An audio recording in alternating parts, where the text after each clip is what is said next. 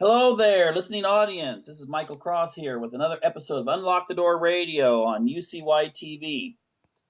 Tonight, we have a really interesting guest.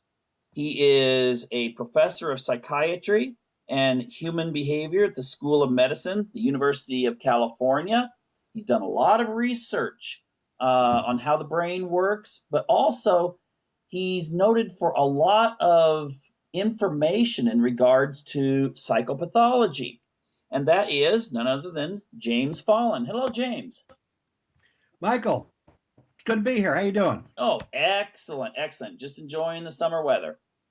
Hey, I was wondering, you know, there's there's a lot of interviews out there in which you've told your story, but I think our listening audience would probably like to hear a little bit. And that is, how in the world did you start getting interested in the topic of psychopaths? Well, I really got into it because my colleagues in neurology and psychiatry, we had just gotten a PET scanner back in the early 1990s. And because of that technology, and because I also taught some of these students who are then now psychiatrists and radiologists, they started to study serial killers, really bad guys. And during the penalty phase of these trials, of course, they wanted to be shown to have something wrong with their brain. So they had the defense team brought them in, they did PET scans, and then I was asked to come in and take a look and try to analyze it. So I was doing that one or two a year, but it was not my main research at all, even though I've done a lot of analysis of brains in general. And at that time, until about the mid 2000s, 2004, 2005, I was getting 1, 2, 3 a year to look at. But then I had several colleagues send me fMRIs, functional magnetic resonance imaging, and PET scans, positron emission tomography scans, and SPECT scans, and they all came within 1 year. And so I had a whole pile of them. And I had never known of or heard of a pattern to a psychopath's brains. And in this case, they were murderers, but it was a mix of murders. Some were impulsive and some were psychopathic. But at any rate, in looking through it, I saw a pattern, and then I became interested in kind of the science of it. And so I started to put together what I looked like the circuitry that was common to the psychopaths. And so what came out, the neuroanatomy of that, was that they had a part of their brain system called the limbic system. The emotional brain was turned off pretty much in all of them. And even though they had other damage, because some of these murders, they've been hit over the head as kids, they get into fights, there's drug and alcohol stuff, they have different kinds of damage, but they all have this core damage. So I started to give talks about it to test it out, with people in neuroscience and in law schools, etc. And at the same time, in 2005, I just happened to be doing in our lab a study of Alzheimer's disease. So we needed normal people because we had all our Alzheimer's patients already PET scanned and and also their genetics done. So I was one of the controls, the normals. And when they came back, this pile of normal brains that was part of the Alzheimer's study, I was sitting there at my desk and I had, a whole pile of the murderers on one side, and the technician brought in these other scans for the Alzheimer's, and I skimmed through them very quickly, and I got to the bottom scan, and I could tell immediately something was really wrong with this person. So I asked the technician, I said, check the scanner, because obviously this is one of the murders. This is a psychopath pattern. And they checked it, they went, no. So I had to really check this normal person, and I pulled back the sticker that covers the name, because I do these things blindly, and it was me. And so that started a series of events that kind of changed my life. Okay, so it was one of those epiphany moments like, uh-oh. So what did you do? Well, it's one of those moments where, Gandalf shows up at your door, and you turned out to be Gandalf. And it's, purely serendipitous. So if that happened to me, I think I would start asking around and seeing what people thought. And apparently that's what you did too. Well, at first I laughed. When I first saw it, I laughed, and I didn't take it seriously at all. And I said, well, I just kind of blew it off. I just laughed it off, actually, for a couple of years. And because I consider myself a normal person. So I said, well, maybe there's something else going on here. It has something to do with the genetics. And I really, when the genetics came back about a year and a half later, all of them, it also was very consistent with a very violent, aggressive person with low interpersonal emotional empathy. That is, somebody who was unempathetic, uncaring. And I still kind of laughed it off. And it's I'm a self-diagnosed normal person, and so it wasn't until I was asked to give a talk at Oslo uh, a few years ago, it was about 4 years ago, with the ex-prime minister of Norway, because he had, in his first term, had found out that he had bipolar, and it was, in Europe and in Scandinavia especially, it's really a no-no to admit as a professional, as a public figure, that you have some psychiatric problem. But he showed a lot of heroism there, I think, and he told everybody. He got treated, and he went on to have another whole term, term and a half that was fine. And so he gave a talk, and I was asked to give a talk on bipolar disorder, the kind of the neural circuitry, and also with a clinician who was an expert in bipolar. So the three of us gave public talks into the department, and in order to show how we do the kind of analysis we do, it's called imaging genetics, where you take brain imaging, like a PET scan or fMRI, and you put it mathematically in together with the genetics, and you find out what genes are associated with diseases. In this case, we're talking about bipolar. I couldn't show anybody else's, but I could show mine. So I showed my scans. I showed all of the things that I've had my whole life. That is all of my phenotype. That is my actual clinical and preclinical issues that I have, and my genetics to explain the technique. And at the end of it, the head of the department at the University of Oslo, he said, first of all, you're bipolar. You don't even know it because you're so hypomanic, which I've always known. But also, we want to talk to you afterwards. So after the talk, I met at the University of Oslo's, the president's, the rector's house, and a couple of psychiatrists told me, you might be a borderline psychopath too. I said, oh, that's great. It wasn't until that moment that I took it seriously, because even though I had this sort of objective biological evidence, that is the scans of the genetics, I didn't really take it seriously. But here are people who are psychiatrists who've seen the data and have talked to me, and they said there's something really wrong. And that's when I took it seriously. It was only a few years ago. And so almost, 4 years went by before I took this seriously. Then I came back and I started to talk to psychiatrists who analyzed me and who knew me some very long time. They knew all my kind of bad behaviors too. And they all told me the same thing. They said, we've been telling you for years you have all these psychopathic behaviors. I said, what the hell are you talking about? I said, I thought you said I was crazy. They said, you're not crazy, but you have a lot of psychopathic traits. Well, I mean, that's really when it first sort of hit me. And then I started talking in depth to my wife and my kids. Our kids are adults, and my close friends, and they all said the same thing. And then I was reminded of letters I was sent by people close to me on how cold I was and how unattached I was emotionally, without any empathy. And I had all of this now, not just biological evidence, but all of this professional sort of testing on psychopathy in psychiatrists in the psychopathy test, and also personally, people who know me really well, and they all said the same thing, and it was staring me in the face. But Michael, I got to tell you, at the end of that, I still didn't care, even though it was interesting. I found it interesting that I was this person that I didn't really know I was, and so that's how I came kicking and screaming to this. Mm-hmm. Well, that's interesting, because I mean, you're a neuroscientist, and a lot of people have an image that anyone that might have psychopathic tendencies are going to be in jail, or they're going to be, hiding out in their mom's basement and clipping stuff in newspapers. I've even found that, I've written some fictional books, Freedom from Conscience series, in which the hero or the heroine is a pro-social psychopath. And people will say, well, but that totally, it gives an image that I'm not used to, that usually these people are scary, and yet I love your character, or those kinds of things.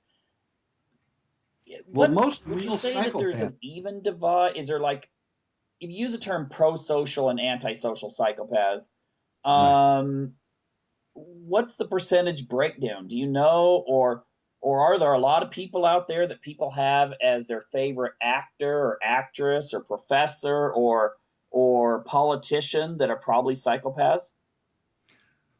Well, yes, what you're saying is quite true, Michael. Now, the if most people's view of what a psychopath is comes from TV and cinema, and from that, it was not very accurate descriptions of it, and it starts in the like 1915 up till the present day.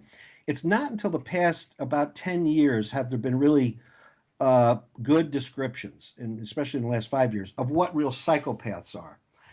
Usually, it's been shown that they're, these impossible cartoon characters. There's a caricature of elements that you don't even find together. In some very popular things like Breaking Bad, the American TV series, very popular. Walter White is sort of put as a psychopath who becomes a psychopath at 50. First of all, that's the time people usually start losing their psychopathology, being a psychopath, is at about 50. But also the combinations of things are not really psychopaths, and you find this in most films. Now, except for things like Wolf of Wall Street is quite good.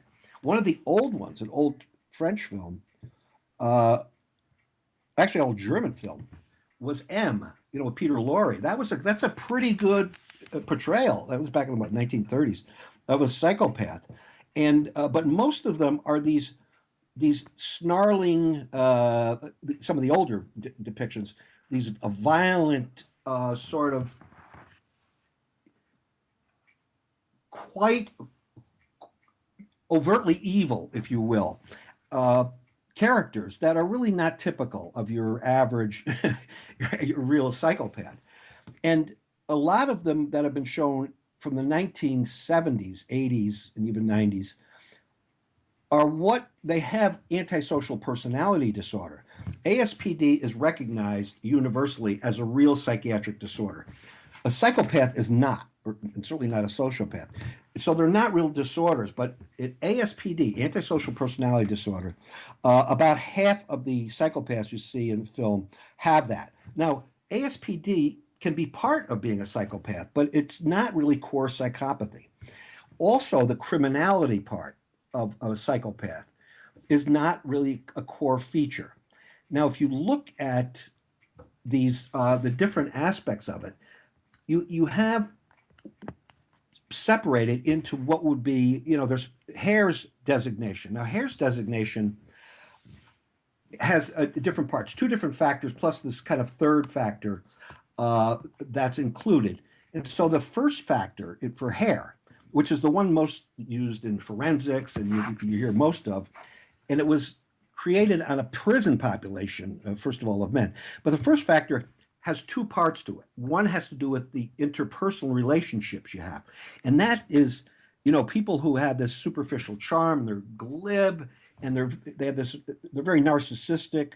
They can lie, they're very glib, and they're very manipulative. That's the interpersonal factor one. There's also a part of factor one that's called the affective, sort of what you'd call the emotional response. And in the case of psychopaths, they really lack guilt. They lack what's called emotional empathy. They may have cognitive empathy. That is, they know that what other people are feeling, but they don't care.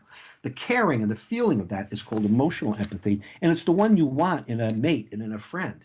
But they don't have any of that. So they're very callous. They don't have any empathy, and they tend to externalize blame. So if something happens, they blame somebody else. That's the affective part of factor one. That first part, factor one, are most common in what would be called pro-social psychopaths. These traits, the glibness and the charm and this narcissism and the ego and the manipulation, and also the failure to show anxiety, really makes them navigate very well in regular life, in regular society, in jobs. People who are dominated by factor one, are pro-social psychopaths. And they may not have many of these other, the factor two parts. Now, the factor two, one is the antisocial personality disorder part, okay?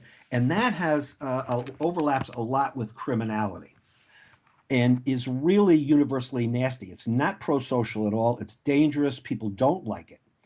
People may like somebody who's really charming and glib, and we find that in leaders too. It's one of the psychopathic traits that we love in our leaders.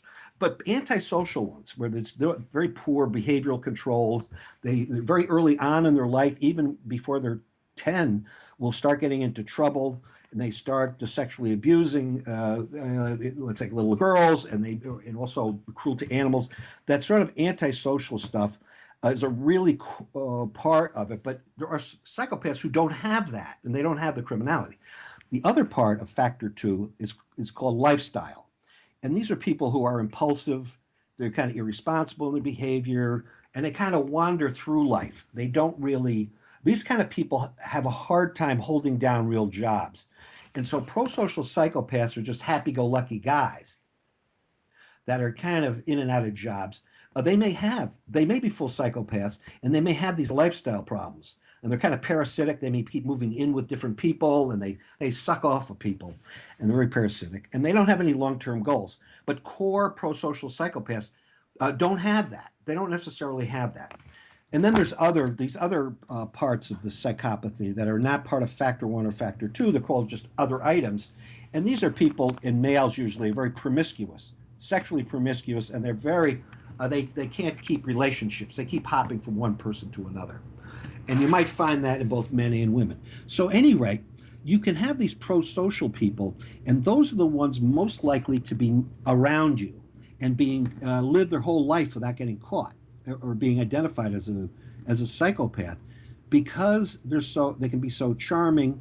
And one interesting thing, Michael, is that because part of their brain that has to do with emotionality and empathy and the sense of morals and ethics, it's not developed. So, when a normal person is interacting with somebody, they usually think, is what I'm going to say hurting the other person's feelings, right? And it kind of slows you down when you have to think of, how is this going to affect this group, this other person? My behavior, what I'm saying. A psychopath doesn't have that, so they can very quickly talk. So part of seeming so intelligent, I think, is a little artificial, because they don't have to think about this extra loop in their brain, which is how you feel about other people. So they can just keep chattering away, and they don't show any sort of guilt. And so when you're talking to them, and when you're interacting, when the police pick them up, they don't seem guilty at all. They don't show any anxiety, and therefore people don't think they're guilty. But it's part of the core parts of this prosocial psychopath. Hey, this person doesn't seem guilty. He's not anxious. I confronted him with this, and so it actually helps them navigate through, again, prosocial. But really the ones that have been shown in most media have been the criminality things and the antisocial parts of it. Now, there was a time in the film and TV in the 1970s and 80s and 90s where they were shown to be very clever. And this is even with Hannibal Lecter, is this like super smart, suave, sophisticated guy, like James Bond. And James Bond's a psychopath who's got antisocial personality disorder. A very good rendition of a prosocial psychopath is James Bond, and a good rendition of a real psychopath, a dangerous psychopath, is Goldfinger himself. So that was actually a good sort of pairing in a comedy, if you will. Now, but if you look at Hannibal Lecter, it's an impossible character, and nobody knows. Psychiatrists and people I know that know film and TV and psychiatry, somebody like that doesn't exist, nor does somebody like Walter White in Breaking Bad. Nobody like that exists. So they're really caricatures, and they're not true to form. The other kinds that we see that are supposed to be psychopaths are in these slasher films. These in a Texas Chainsaw Murder films, and any of these kind of the teenage sort of slashers, they're not psychopaths. Now, some of the people they may have antisocial personality disorder in these films and TV, but they also have probably what's called intermittent explosive disorder, where all of a sudden they explode with this violence and then feel bad about it afterwards. That's not a psychopath. A real person who has that is President Assad of Syria. He had explosive, intermittent explosive disorder as a kid, and it probably has to do with his fits of his, when he gets into a rage and he does some crazy stuff. But it's not psychopathy. Now, so there are some good examples of psychopathy in film and in TV, but it doesn't sell. See, the thing is, people want these violent, dangerous, mastermind sorts of psychopaths that do these bizarre things that are sadistic.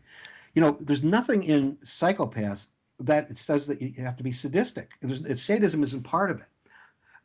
So, a sadistic personality, which has formed part of what we think of as being a psychopath, is not a core part of it. It's not psychopathy at all. But people who are psychopaths that the average person would run into, and if you're in a group of 35 people, 37 people, the chances are that exactly one of them will be a real full-blown psychopath. But in the general population, there's probably 1 to 2%, 1 or 2 out of 100 of people are going to be full-blown psychopaths. But borderline psychopaths, and the ones that you're working around, there may be up, 5-6% of them. So people, everybody knows them. If there's somebody in their family, in their extended family, probably is at least a borderline psychopath, and certainly people they work with. But the chances are they're going to be more like the Wolf of Wall Street, or like the Wall Street character Gordon Gekko himself, than one of these snarling, violent psychopaths. Well, that's actually interesting. When you look at the pro-social aspects, because, for instance, I ran across an article that was done a few years ago that was listing psychopathic traits in U.S. presidents, and I noticed there was an irony that the top 4 presidents that were supposed to be the most psychopathic, and this of course went up to Bush and stopped there, was Teddy Roosevelt, Franklin Roosevelt, Ronald Reagan, and John F. Kennedy. Right. Those are the big 4, and that was on this. See, the hair test is used for criminals, right? Well, this PPI. This is the psychopathy check, not the psychopathy checklist, but the psychopathy personality inventory. This is used for normal people and to check for traits. So the PPI was given to the biographers of all the U.S. presidents, and they ranked them according to this one thing, which is called fearless dominance. Now, fearless dominance of the PPI is like that first factor in hair. It's the pro-social part, and that fearless dominance has to do with their social dominance and charm, and physically they're fearless, and they're completely immune to anxiety. That's separate from the what's called impulsive antisociality part of the PPI, which is like the factor 2 of hair. But if we go back to the U.S. presidents, the ones that score very high in this fearless dominance, well, those, like you said, the top of the list is Teddy Roosevelt, and Clinton is right up there in the top 7. After you get down to George W. Bush, is down around number 10. His father, George Bush the first, very low in psychopathy, has almost none. He's like Jimmy Carter. But also people like Gerald Ford. And these are the mensches. The problem is, and here's the key to this, the second interesting point about that study you're talking about on U.S. presidents, is that all these people that have very high psychopathy are the ones that have what are perceived as the greatest leadership skills. So it's like the average voter, the average citizens like these people, and we tend to vote them in. They're very popular, and they're charming. So it's like the public is asking for psychopathy. And they're the heads of corporations too. They can have this. Doesn't mean they're full psychopaths, but they have this fearless dominance part that we see as being very, very positive. So essentially, in that respect, I mean, if you look at it from an evolutionary psychology viewpoint, I mean, personality traits, they may have their negative, but they also have their positive that has caused them to be passed on through generations. So maybe many of our, if we admire certain traits in people as leaders, maybe this is an explanation as to why psychopathy has remained in the human population. Oh yeah, I agree, Michael. I did a talk this year in Oslo on Putin. I was asked to do kind of an analysis. We don't have his psychiatric reports. They do exist, and I know, and I've talked to people who know that, but you have to infer it through the diplomatic talk. It's kind of hidden in some language. But if you just look at him, he does not look like a psychopath at all. And but he has these traits because he's basically an extension. He's a rebirth of the Tsar's secret police. It's not really Soviet so much as it is a Russian thing. And the people like him. The Russian people like him. They like that personality, and he has this macho part of it, which there are some portrayals of psychopaths as macho, but being macho, it overlaps with this fearless dominant stuff for sure. But in a way, it's these democratically voted in people. Even Hitler was voted in, democratically, but no psychiatrist has ever been able to state that he was really a psychopath. It's a reflection of the people at that time and what their fears and their desires and their hatreds were. And so if you look at them, a lot of people don't vote. There's sort of a genetic impossibility of fully participatory democracy because half of the people just want to live their lives with their family. They're not really participating. But there are about 20% of the people who have these highly aggressive traits end up running things. They run companies, they run countries. And one organization I'm involved with as an advisor, they're very closely allied with people who are in the opposition governments to countries around the world who have dictators or tyrants. So they're part of, the opposition governments. But the thing is, people in the opposition may be just as bad or worse than the people in power. And so I'm asked to just make comments on that. But if you look at some of these traits, they're not psychopathic. It's just they're this fearless dominant stuff that we like and we seem to need. And the question is, as part of when talking to people who analyze these leaders, who would take the job? Everybody thinks, well, I could be president, I could be prime minister. No, you can't, because you have to have this pressure of energy nonstop for years, and that takes a narcissistic personality. It takes this fearless dominance and this imperviousness, this coldness, because if you are empathetic, you'll never get anything done. So by its very nature, the job calls from psychopathy. It's like, so who else would do it except somebody with a lot of these pro-social psychopathic traits, which are leadership? Mm-hmm. Yeah, and that could explain too.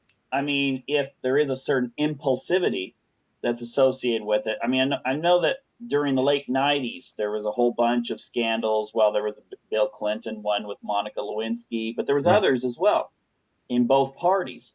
And there was these questions about why would people that are famous, that are in the limelight, be taking risk like that? And it's all part of the whole package.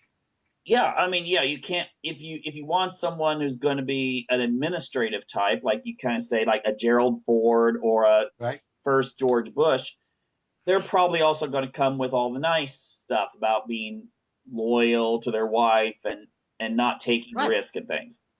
But they're not considered leaders.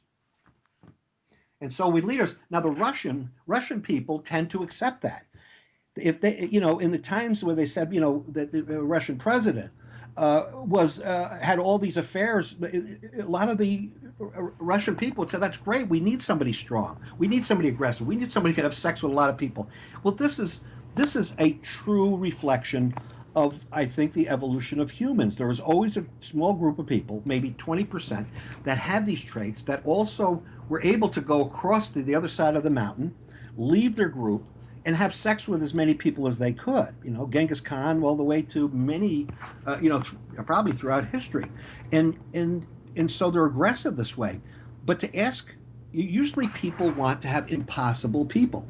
So in movie and film, we have impossible psychopaths, but we also have impossible good guys that just don't exist because the impossible good guys, women don't tend to find them attractive to begin with. They're pussycats, and they're just kind of, they're not exciting. Yeah, I think I'm glad you brought up James Bond, because I've noted that in some previous programs, and also the Clint Eastwood character in a lot of Right. those westerns from the 70s. Right. The one part of, if Hervé, Hervé, I think it was in 2003 or something, he wrote about another classification of psychopathy, which is pretty useful for looking at film characters too, film and TV characters. And from that, it was basically there are four types, according to that classification, Hervé's. And the one is kind of the classic prototypical, or what's called idiopathic psychopath. The primary psychopath who's kind of genetically born with those traits, but then becomes a psychopath because maybe of early abuse or abandonment, right? That's the classic so-called primary psychopath, is this idiopathic one. The next kind, which is the one that would be more like the Wolf of Wall Street or Gordon Gekko, which is the manipulative type. And these people are rarely violent, but they become very effective as money managers and the heads of corporations, and even as politicians. That's a second manipulative type. And then there's what's called the pseudo-psychopath, or I guess it's more like what people would think of as a sociopath. That is, they're not born evil. In other words, they're not really born genetically with the bullets to load the gun of psychopathy. So they're not naturally that way, but because of early abuse, they're really angry and they're getting even with the world. And so somebody like a Hitler or Stalin might be like a pseudo-psychopath, or what people think of as a sociopath. But the third kind is called a macho. It's a macho psychopath. And the macho psychopath is, and there are many film heroes that are this kind of macho type. Al Capone in The Untouchables. That would be one. Goldfinger was more like a macho one. I don't know who else. Well, in modern a TV more series. modern, yeah. I guess Hatcher in the movie Rundown, and who else? Sleeping with the Enemy, that the Bernie character. I mean, I'm not sorry. I'm sorry. He might be thought of as, but somebody like from Pulp Fiction. Pulp Fiction, Marcellus Wallace was a macho psychopath. Mm-hmm. But Michael Corleone would be a macho psychopath, and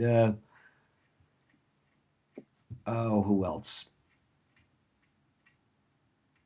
I guess in Sergeant Barnes in Platoon, that's a macho type. Goodfellas, Tommy DeVito is considered macho. Yeah, and these But kind of characters resonate with both men and women when they're well, on TV or the movies. Well, the macho ones, of the ones analyzed as real psychopaths, nobody's been able to really find a real psychopath with a macho thing. But it's I disagree with that. I would agree with you that there are some that are true macho types. So, but there I've really not so many. But can you come up with a couple that you'd say would? What do Really you mean macho, as in pushy or aggressive? Yeah. Oh gosh. Well, I guess you could say Terminator. He didn't have any empathy. No, right. Well, you see, in the characters that are analyzed in this way, they kind of toss out robots and any cartoons and robots. But you're right. If you include that, that would be somebody with that. If you look at One Flew Over the Cuckoo's Nest, Nurse Ratched is one of the great evil characters in all film, in American film, but she's more manipulative. In a way macho, but she's manipulative, right? That's a manipulative psychopath. Are women more likely to be the ones that are psychopaths? Are they more likely to be the manipulative type? Yeah. Yes. Yeah. In real life too. Yeah, and there's I think there's a 3-to-1 ratio, 3 men to every 1 woman who's a psychopath. Yeah.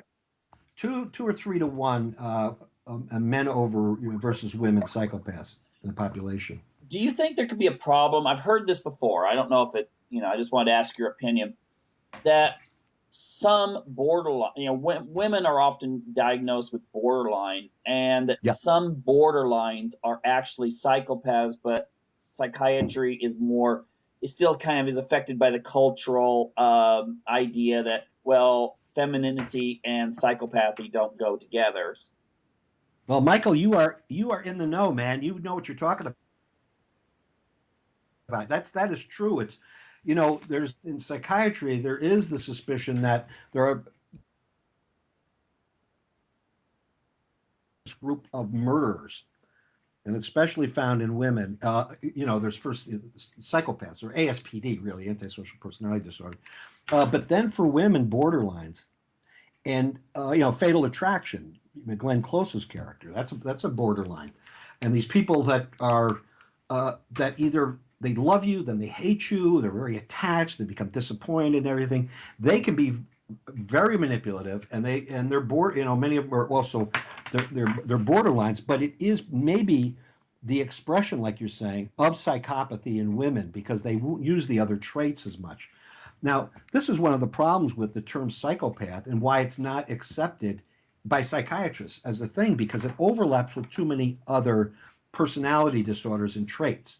So even though those traits that are listed, that I mentioned, that you mentioned, those are accepted, but how they're put together, into a taxonomy of diseases, it overlaps with too many other disorders, so it's not quite accepted. So really, for us in research, look more toward what's called a dimensionality view of these disorders.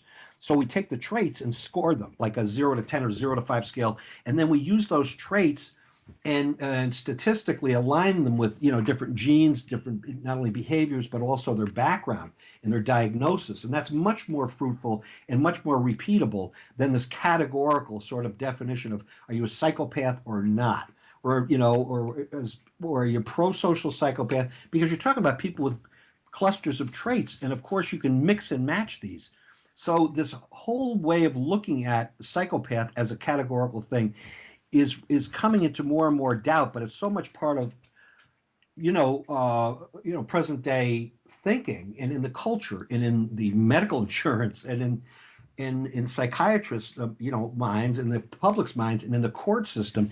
It's going to take a while for the people our age who are using that in our generation to die, and for people who've really learned the new genetics, new psychiatry, who are now maybe in their 30s and 40s, to replace that. But it may take 20 years before it's accepted, because you have to wait for a whole large group of people in law and in medicine and insurance to die, because they just it's too hard for somebody, a psychiatrist who is 60 years old, to go and learn all the new genetics and learn all the statistics and everything. It's very difficult for them to be professional. So I'm not blaming them, but that's what it's going to take. Okay, and this brings me. We have about 5 minutes, it seems, and it brings me to something I wanted to cover, and that is, I know you're not supposed to take the test on your own, but people do it anyway. And I've known people that have taken the hair checklist test and so forth, and most all of them get like 0 to 5 or that category. There's not a lot of like 10, 15 types, but there's usually a number of people, a small minority, but a number of people that score in like the 20 to 25 range. Right. And I've heard it said that these might actually be the more, I hate to use this term, but the more dangerous range, because these people probably have enough empathy to be able to then not just use cognitive empathy when dealing with people, but they recognize enough emotion that they can also bring in an element of creativity and empathy that maybe a person that scores 35 or 40 would not be able to use in a social situation. Yeah, I agree. There are, first of all, most people score 0, 1, or 2 points on it, and if it's done correctly, You can't. The problem with people taking it themselves is they tend to overrank them, and overrank their score sometimes on different things because, you know, and it's also you have to look at the context dependence of this because somebody who is a salesman is supposed to be manipulative and glib and all that. It's part of the job, and everybody knows that. They're not fooling anybody really, and so and that doesn't really count. And so sometimes the traits by themselves out of context don't count. Likewise, if you take a kid from, let's say, a wealthy area or middle class suburban area, the behavior of that person, and you compare it to somebody in a dangerous part of a city, well, they're not the same behaviors because the kid's behavior in the city may be just to survive, and so it wouldn't be counted as psychopathic really, like it would be in a kid who was brought up in a non-dangerous area, and and and so there's that. Plus, one question is, do you manipulate people just because you're trying to get something, or do you do it naturally? You know, so some people just do this naturally. That's a personality trait. And so all of these things can skew the tests. And so you're right, but people have to watch it. The self-taking of tests doesn't really work out so well. It's kind of a fun parlor game, but the best thing is really to be analyzed by a psychiatrist or two. Now, and so the people you're talking about, the borderlines, are people who will have these inhere these factor 1 and maybe some of the factor 2, like impulsivity and some irresponsible behavior, like some of our presidents. But it only will score them about a 20 or 23 or 4, but because they don't have any sort of this antisocial stuff and criminality. Now the thing is, the people who do have a full psychopathy, they have pretty disorganized lives, and they're caught. Do you know what I mean? They get caught, and unless they're hiding in a mountain or something, and so they tend to get caught. And in fact, a lot of them tend to get caught when they're 15 years old or 18. They're in the system, and so those people are in the prison population. But the people who don't have a lot of that ASPD, the antisocial personality disorder, and the criminality, well, they can go on their whole life and not get caught. Those are the people that most people run into and will steal the pants off you, and will manipulate you into doing things that are not quite good for you. And you're right. Those are the people that people should be really looking out for, not Hannibal Lecter. But they probably won't eat you. That's right. That's exactly. Okay, well, I know you told me you had a busy schedule here, so I'd like to really, really thank you for sharing these insights. Very fascinating material. Great talking to you, Michael. And you know what you're talking about. You're really quite ahead of the whole thing. So that's great. Okay, great. Thanks. Bye-bye. Well, then I'd like to also thank my listening audience for tuning in and invite you to come back next week for another episode of Unlock the Door Radio.